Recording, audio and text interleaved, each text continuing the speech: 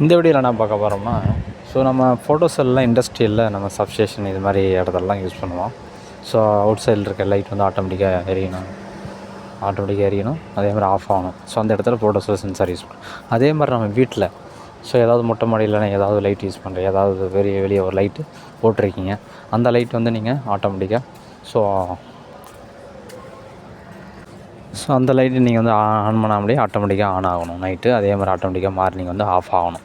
So அது எப்படி connection கொடுக்குறது இந்த வீடியோவில் பார்க்க போகிறோம். இதில் பாருங்கள், ஒன்றும் இல்லைங்க, ஒரு சிங்கிள் போல் எம்சிபி யூஸ் பண்ணுறாங்க. அதுக்கு ஃபேஸ் கொடுத்துட்றோம். ஸோ டாப்பில் ஸோ பாட்டத்தில் இந்த ஃபேஸ் அந்த பிரேக்கர்லேருந்து அவுட் எடுத்து டேரெக்டாக சுவிட்சு கொடுத்துட்றோம். சிங்கிள் ஃபேஸ் சுவிட்சு தாங்க.